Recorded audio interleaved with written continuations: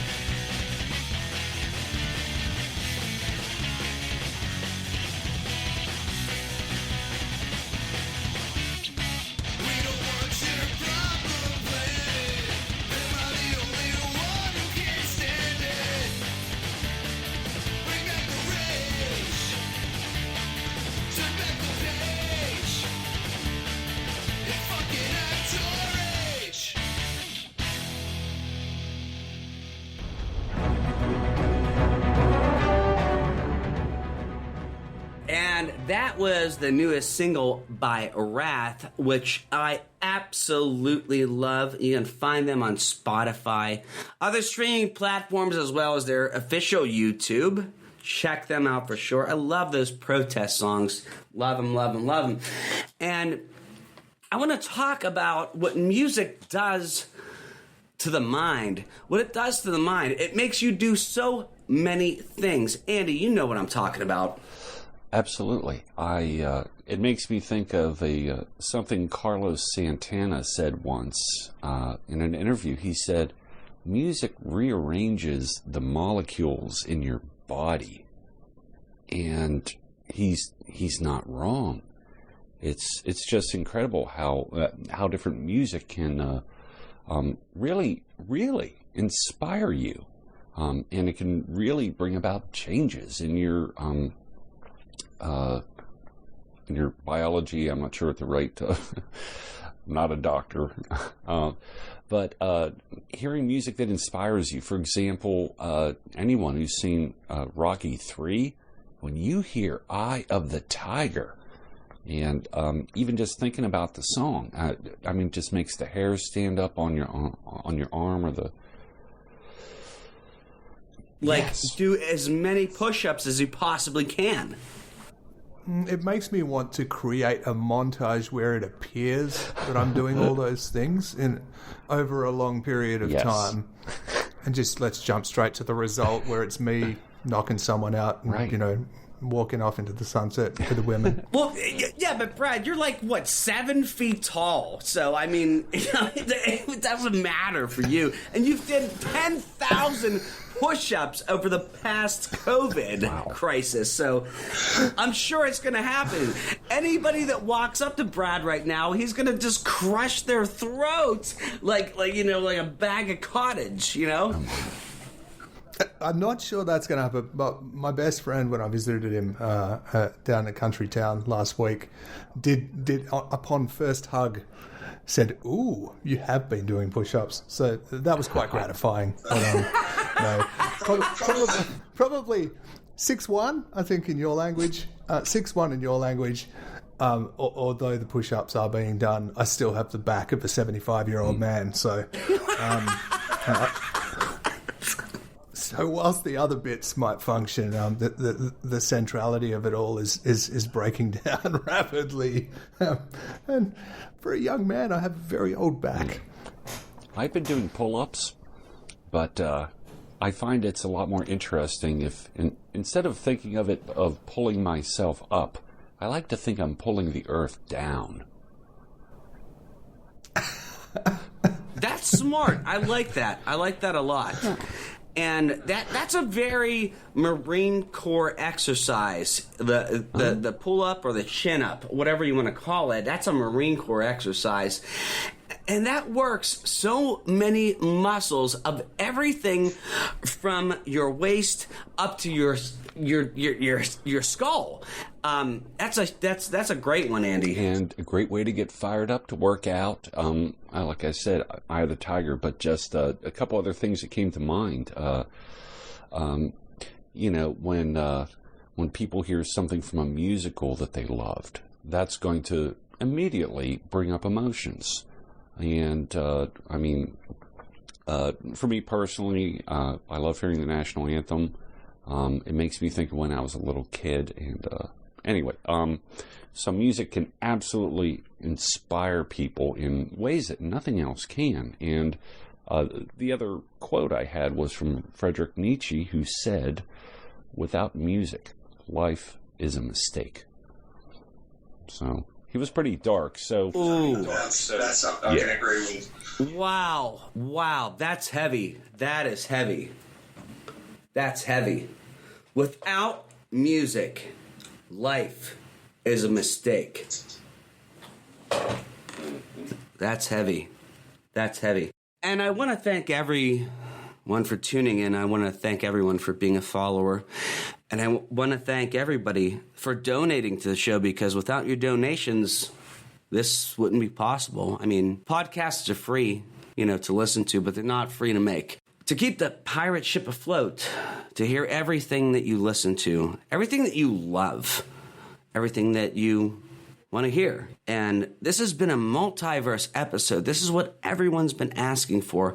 And I ask you again to like and follow us on the Facebook page. Share with a friend. Tell your family. Tell your cat. Maybe your cat can press an enter button and look at something. I don't know. Anyway, I want to thank everybody for being here on the multiverse episode, the crossover episode. Brad, thanks for being here. Brad, when is the next Darkest Corners of the World episode? That really has become the $1 million question.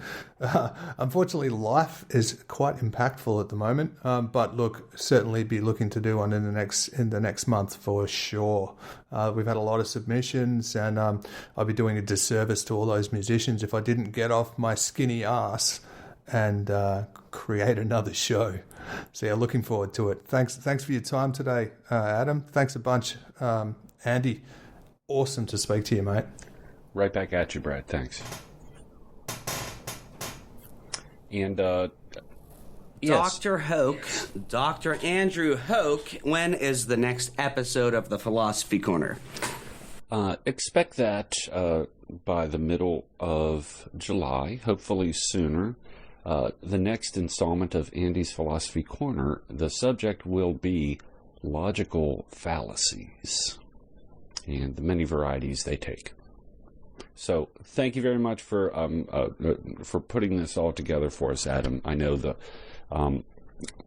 there's so many listeners that really enjoy this programming, and what Adam said about, let the moths out of your wallet. Send a little monetary love our way to keep so we can keep doing this for you. Thanks again, everyone. Thanks for listening. This has been the Multiverse. And we'll see you next time right here on the Steel Plaza Podcast, Darkest Corners of the World, and Andy's Philosophy Corner. Good night and God bless.